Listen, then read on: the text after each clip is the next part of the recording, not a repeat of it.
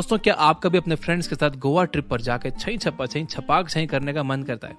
क्या आपका भी आईफोन 14 खरीद कर मिरर सेल्फी लेने का मन करता है क्योंकि सेफ दिखना चाहिए फोटो में? क्या आप कभी महंगे क्लब्स में जाकर इंस्टाग्राम पर फ्लेक्स करने का मन करता है? क्या आपको भी आज गाड़ी तेरा भाई चलाएगा बोल के पेट्रोल जलाने का मन करता है? अगर हाँ, तो मुझे ये बताओ कि आपको रोक क्या रहा है? लेट मी गेस, पैसे, है ना?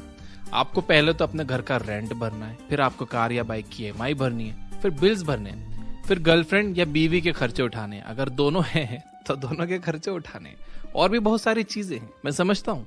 और सबसे बड़ी दिक्कत तो ये है कि आप बम्बानी के घर पैदा हुए हो, अंबानी के नहीं। अंबानी के घर पैदा होते तो क्या ही बात होती, लेकिन हो गए बम्बानी के घर पैदा, तो अब क्या कर सकते हैं? अगर सच कहूं तो बम्बानी के घर पैदा होना ब्लेसिंग इन डिस्गाइज हो सकता है। आपके पास पैसे कम है लेकिन खर्चे ज्यादा है, तो यहाँ पर लाइफ आपको दो ऑप्शंस देती है, जैसे मॉर्फियस रेड या ब्लू पिल को ऑप्शन देता है।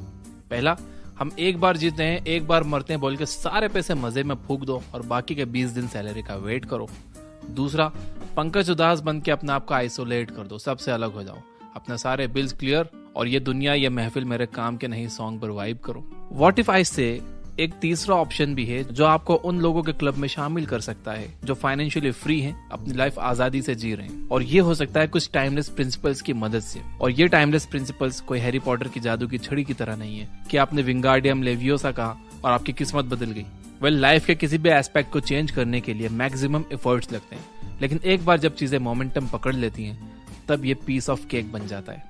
टोटल मनी मेकओवर के ऑथर डेव राम से कहते हैं कि अगर आप उन लोगों के क्लब में आना चाहते हो जो अपनी लाइफ में जो चाहते हैं जहां चाहते हैं वहां पैसा खर्च कर सकते हैं, जहां चाहे वेकेशन लेके जा सकते हैं, डिजाइनर कपड़े पहन सकते हैं, महंगे गाड़ियों में घूम सकते हैं, तो आपको बाकी ज्यादातर लोगों जैसा एक्ट करना बंद करना पड़ेगा। ऑथर कहते हैं you must live like no one else right now so that you can live like no one else later, जिसका सिंपल मतलब यह है कि stop acting like mediocre people. Author कहते हैं कि फाइनेंशियल फ्रीडम अचीव करना सिंपल है लेकिन इजी नहीं, क्योंकि financial freedom depends on 80% of your behaviour and 20% on your knowledge. आज के वीडियो में मैं आपके साथ टोटल मनी मेकओवर बुक से 5 ऐसे टाइमलेस प्रिंसिपल्स शेयर करने वाला हूँ जिन्हें सीख कर आप अपने एग्जिस्टिंग बिहेवियर को चेंज करके उन लोगों के क्लब में शामिल हो सकते हो जो फाइनेंशियली फ्री हैं। तो बिना किसी डीले के हम डायरेक्ट आते हैं काम की बात पर। नंबर 1, नो मोर प्रिटेंडिंग। अगर आप किसी फ्रॉग को उबलते हुए गर्म पानी में डाल दो तो वो तुरंत छलांग मार के बाहर आ जाएगा, पर वहीं आप उस फ्रॉग को रूम टेम्परेचर के पानी में डालो तो वो उसमें आराम से तैरेगा। फिर चाहे आप वो पानी का टेम्परेचर क्यों ना धीरे धीरे बढ़ाते रहो, उस फ्रॉग को कुछ पता नहीं चलेगा और वो आखिर में गर्म पानी से मर जाएगा, पर वो बाहर नहीं आएगा। इसी तरह आपकी फिजिकल हेल्थ भी ऐसे ही खराब नहीं होती, बल्कि आपकी हेल्थ धीरे धीरे खराब होना शुरू होती है। आपके अनहेल्दी डाइट एंड एक्सरसाइज ना करने की वजह से आपके बॉडी में बहुत माइनर चेंजेस आना शुरू होते हैं जिन्हें आप जल्दी नोटिस नहीं कर पाते हो, जिसके बाद आप ये छोटी चीजों को इग्नोर करके अपनी नॉर्मल लाइफ जीते रहते हो, जो फ्यूचर में आपके हेल्थ को बर्बाद कर देता है। ये सिमिलर कॉन्सेप्ट आपके फाइनेंसेस में भी अप्लाई होता है। ऑथर डेव राम से कहते हैं कि आपके फाइनेंसेस को अपनी फिजिकल हेल्थ जैसे ही ट्रीट करना चाहिए। जैसे आप एक रात में अपना 10 किलो वेट कम नहीं कर सकते, वैसे ही रातों रात आप अमीर नहीं बन सकते, क्योंकि आपकी फाइनेंशियल कंडीशन एक झटके में खराब नहीं होती है, बल्कि आपके पास्ट में लिए हुए डिसीजंस नहीं, आपके करंट फाइनेंशियल कंडीशन को आपके सामने ला के रखा है। इसलिए टोटल मनी मेकओवर करने के लिए आपको सबसे पहले अपनी करंट फाइनेंशियल सिचुएशन की सारी प्रॉब्लम्स को देखना होगा, चेक करना होगा कि आपकी करंट इनकम कितनी है, आपके करंट एक्सपेंसेस कितने हैं, आप कहाँ सबसे ज्यादा आपके पैसे खर्च करते हो, पर मंथ आप कितना सेव करते हो। फॉर एग्जाम्पल, आपने नोटिस किया कि आप एक अच्छी लाइफस्टाइल तो जी रहे हो, जहां आपके पास घर है, गाड़ी है, आईफोन है और माँ भी है। आप ये रियलाइज करते हो कि आपके क्रेडिट कार्ड की लिमिट भी क्रॉस हो रही है और आपके लोन्स की EMI ही आपके मेजर चंक ऑफ इनकम को उड़ा ले जा रही है। फिर भी आप शाइनी ऑब्जेक्ट सिंड्रोम के शिकार होकर नई नई चीजें खरीदते ही रहते हो। तो ये सारी चीजें बताती हैं कि आप एक फाइनेंशियल बबल में जी रहे हो जो कभी भी फट सकता है। प्लीज प्रिटेंड करना बंद करो, ढोंग करना बंद करो, अपनी एक्चुअल फाइनेंशियल कंडीशन से भागना बंद करो। Number 2, save up for rainy days. Murphy's law कहता है कि if anything that can go wrong will go wrong, जिसका सिंपल सा एक्सप्लेनेशन ये है कि अगर कुछ खराब हो सकता है तो वो खराब होगा। इमेजिन करो कि आपने डिसाइड तो कर लिया कि आप एक रिस्पॉन्सिबल इंसान बनोगे और पैसों को अय्याशियों में वेस्ट करने के बजाय सही जगह पर इन्वेस्ट करोगे, लेकिन नेक्स्ट डे ही इमरजेंसी आने से आपको वो पैसे खर्च करने पड़ते हैं, जिससे आपका इन्वेस्टिंग और सेविंग प्लान पूरी तरह से चौपट हो जाता है। इसलिए ऑथर डेव राम से कहते हैं कि हमें रेनी डेज के लिए इमरजेंसी फंड क्रिएट करने की सख्त जरूरत है, जहां पर हमें $1000 को सेव करके एक इमरजेंसी फंड क्रिएट करना है, जो कि इंडियन रुपीज के हिसाब से 82,000 रुपए होते हैं। आपको ये पैसे एक ऐसी जगह पर सेव करके रखने हैं जहां आप इजीली बिना कोई दिक्कत के इन्हें एक्सेस कर पाओ।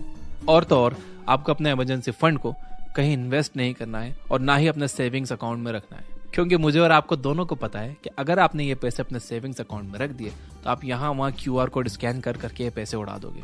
ऑथर के एक स्टूडेंट ने अपने इमरजेंसी फंड को कैश में कन्वर्ट करके एक फोटो फ्रेम के पीछे छुपा दिया था, जैसे कि मिस्टर इंडिया फिल्म में वो ब्रेसलेट छुपा हुआ होता है, ताकि जब भी उसकी लाइफ में इमरजेंसी आए तो वो उस फोटो फ्रेम को तोड़कर उस फंड को इजीली एक्सेस कर सके।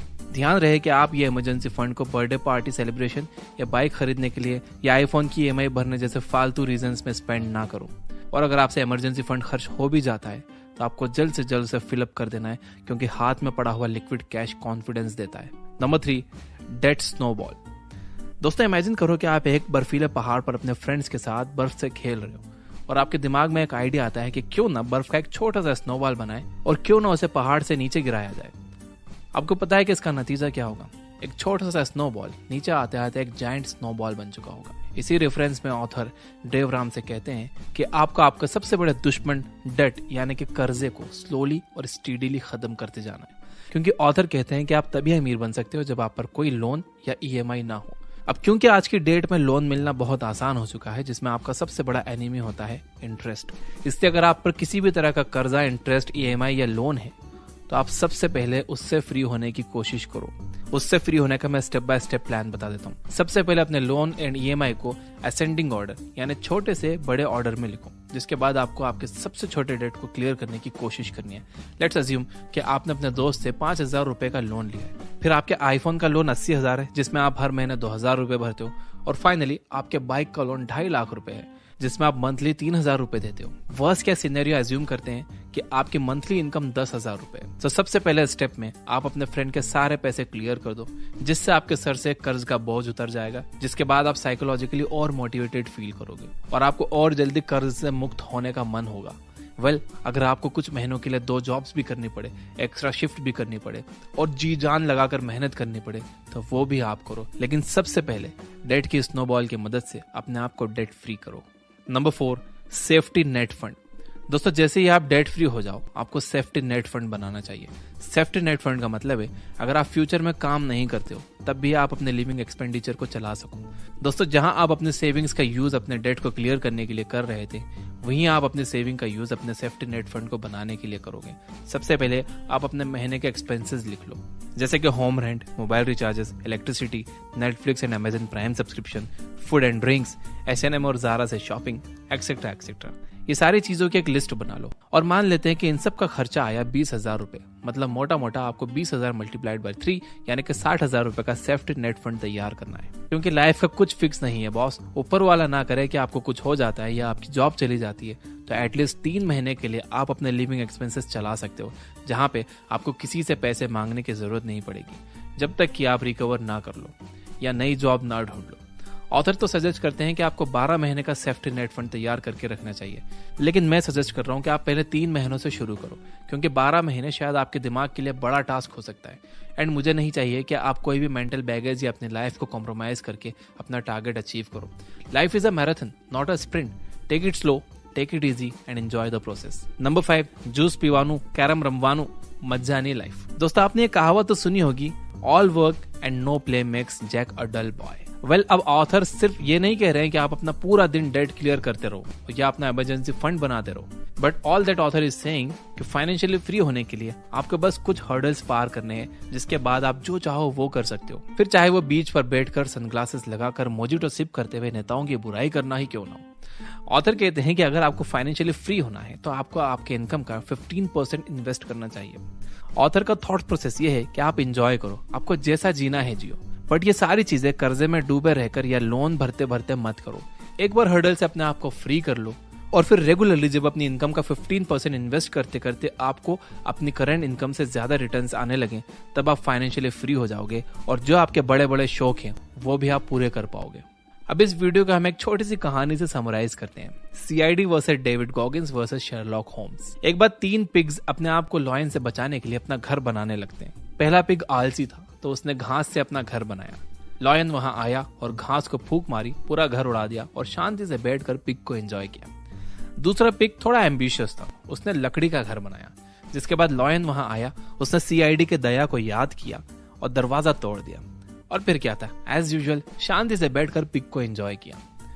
तीसरा पिग कुछ ज्यादा ही एम्बिशियस था। उसने सीमेंट एंड ब्रिक्स का यूज करके एक बहुत मजबूत घर बनाया। लॉयन वहां पे गया, उसने दया को याद करके दरवाजा तोड़ने की कोशिश की, लेकिन घर अंबुजा सीमेंट का बना हुआ था। लॉयन का मुंह टूट गया। लॉयन भी डेविड गॉगिंस के वीडियोस देखता था। उसने सोचा कि हार नहीं माननी है, फिर खड़े होंगे, फिर लड़ेंगे। तो उसने इस बार अपनी अकल का इस्तेमाल किया और वो चिमनी से घर में घुस गया। बट वो पिग ओवर एम्बिशियस था, तो वो अपने फ्री टाइम में शर्लॉक होम्स और मनी हेस्ट जैसी मूवीज देखता था। तो उसने उससे कुछ तो सीखा होगा। तो उसने चिमनी के नीचे गर्म पानी रख दिया था कि अगर कोई चिमनी से अंदर आने की कोशिश करे तो सीधा जल जाए। और हुआ भी यूं ही। लॉयन सीधा पानी में गिरा और पिग ने सॉल्ट, पेपर और नींबू डाला और लॉयन को पानी में छोड़ दिया, जिसके बाद लॉयन पक गया और फिर पिग ने लॉयन को एंजॉय किया। मोरल ऑफ द स्टोरी क्या है कि अगर आप इस तीसरे पिग की तरह ओवर एम्बिशियस बन के डेव रामसे के ये सारे प्रिंसिपल्स को फॉलो करते हो, तो वो प्रॉमिस करते हैं कि आप इजीली उस क्लब को ज्वाइन कर लोगे जहां पर लोग फाइनेंशियली फ्री हैं